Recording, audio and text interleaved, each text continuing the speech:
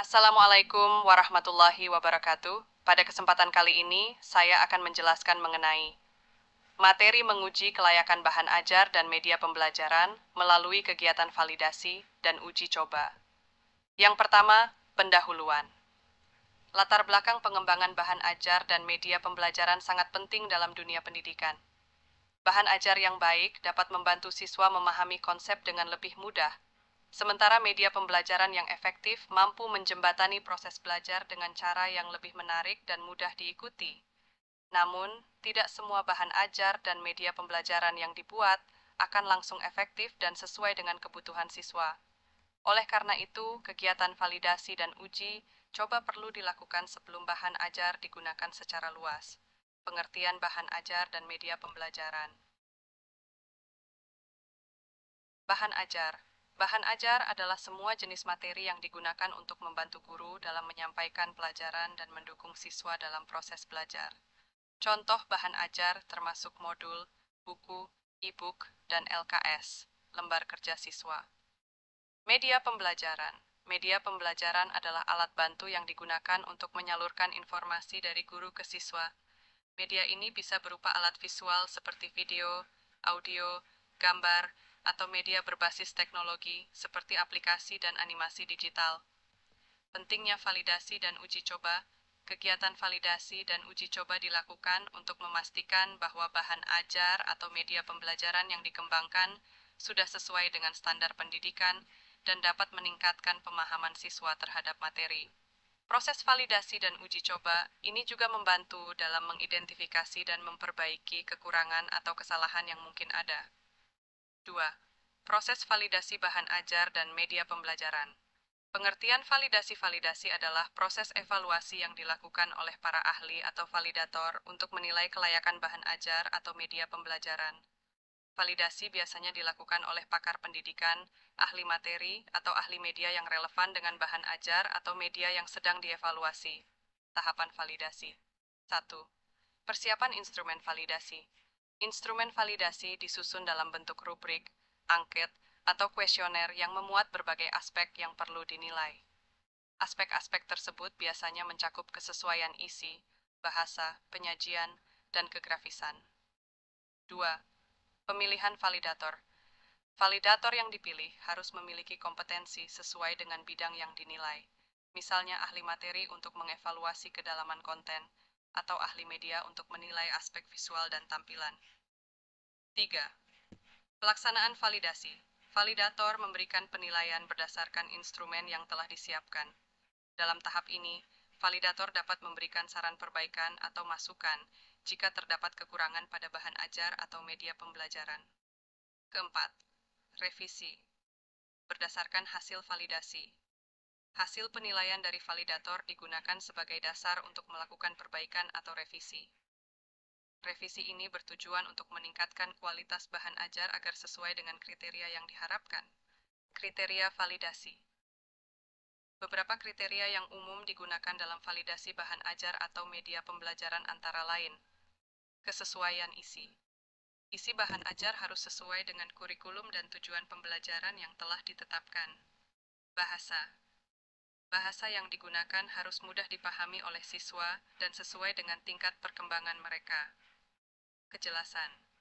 Penyajian. Penyajian materi harus terstruktur dan logis sehingga siswa dapat mengikuti alur pembelajaran dengan baik. Kualitas tampilan visual, kegrafisan.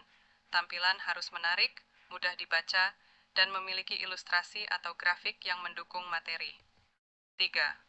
Uji coba bahan ajar dan media pembelajaran pengertian. Uji coba adalah tahap di mana bahan ajar atau media pembelajaran digunakan dalam situasi yang sebenarnya atau mendekati kondisi nyata. Uji coba ini melibatkan pengguna akhir, yaitu siswa, untuk melihat efektivitas bahan ajar atau media dalam mendukung pemahaman siswa. Tujuan utama dari uji coba adalah untuk mengetahui apakah bahan ajar atau media pembelajaran yang dikembangkan efektif dan sesuai dengan kebutuhan siswa. Uji coba juga digunakan untuk melihat apakah terdapat kendala atau kesulitan yang dialami oleh siswa saat menggunakan bahan ajar atau media tersebut. Jenis uji coba. Uji coba terbatas. Uji coba yang dilakukan dalam kelompok kecil untuk melihat respons awal siswa terhadap bahan ajar atau media pembelajaran. Ini adalah uji coba tahap awal sebelum dilakukan dalam skala besar. Uji coba lapangan, field testing. Uji coba dalam skala besar yang melibatkan kelompok siswa yang lebih banyak, mendekati kondisi nyata di kelas. Tujuan dari uji coba ini adalah untuk melihat keterterimaan dan efektivitas bahan ajar atau media pembelajaran di lingkungan. Tahapan uji coba 1. Persiapan uji coba. Menyiapkan instrumen pengukuran seperti kuesioner untuk respons siswa, tes pemahaman, atau lembar observasi. 2. Pelaksanaan uji coba. Siswa menggunakan bahan ajar atau media dalam proses pembelajaran. Guru atau peneliti mengamati prosesnya dan mencatat data yang relevan, termasuk respons siswa. 3. Evaluasi hasil uji coba. Hasil uji coba dianalisis untuk mengetahui kelebihan dan kekurangan bahan ajar atau media. Data yang diperoleh dari uji coba bisa berupa data kualitatif, seperti feedback siswa, maupun data kuantitatif, seperti hasil tes pemahaman. 4. Perbaikan berdasarkan uji coba. Perbaikan dilakukan jika hasil uji coba menunjukkan adanya kekurangan. Hasil perbaikan ini menjadi produk akhir yang siap digunakan. Kriteria uji coba. Praktikalitas. Kemudahan bahan ajar atau media untuk digunakan dalam pembelajaran. Efektivitas. Kemampuan bahan ajar atau media dalam meningkatkan pemahaman atau keterampilan siswa. Keterterimaan. Tingkat kepuasan dan minat siswa terhadap bahan ajar atau media pembelajaran. Uji kelayakan. Komponen kelayakan isi mencakup antara lain 1. Kesesuaian dengan SK, KD. 2. Kesesuaian dengan perkembangan anak. 3. Kesesuaian dengan kebutuhan bahan ajar. 4. Kebenaran substansi materi pembelajaran. Kelima, manfaat untuk penambahan wawasan. 6. Kesesuaian dengan nilai moral dan nilai-nilai sosial. Komponen kebahasaan antara lain mencakup 1. Keterbacaan. 2. Kejelasan informasi. Ketiga, kesesuaian dengan kaidah bahasa Indonesia yang baik dan benar. 4. Pemanfaatan bahasa secara efektif dan efisien, jelas dan singkat. Komponen penyajian antara lain mencakup 1. Kejelasan tujuan, indikator yang ingin dicapai. Urutan sajian kedua. 3. Pemberian motivasi, daya tarik. 4. Interaksi, pemberian stimulus dan respon. Kelima, kelengkapan informasi. Komponen kegrafikan antara lain mencakup 1. Penggunaan font, jenis dan ukuran. 2. Layout atau tata letak. 3.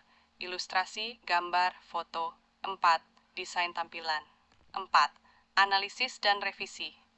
Berdasarkan hasil validasi dan uji coba, analisis data hasil validasi dari validator dianalisis untuk menentukan apakah bahan ajar atau media memenuhi kriteria kelayakan yang ditetapkan. Analisis ini melibatkan penilaian terhadap setiap aspek yang diuji, seperti isi, bahasa, dan tampilan visual.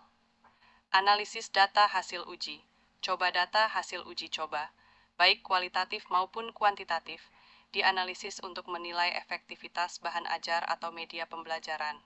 Contohnya, peningkatan nilai siswa dapat digunakan sebagai indikator efektivitas, sementara feedback siswa menunjukkan seberapa baik bahan ajar diterima.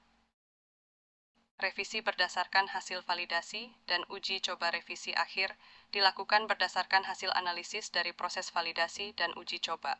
Perbaikan ini bertujuan untuk memastikan bahwa bahan ajar atau media pembelajaran siap digunakan secara efektif dan telah memenuhi semua kriteria kelayakan.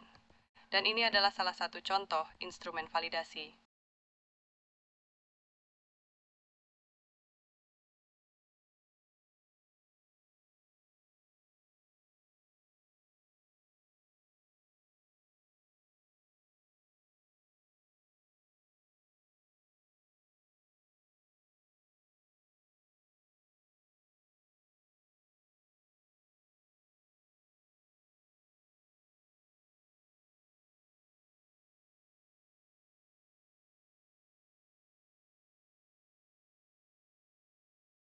Yang terakhir, yaitu kesimpulan dan rekomendasi.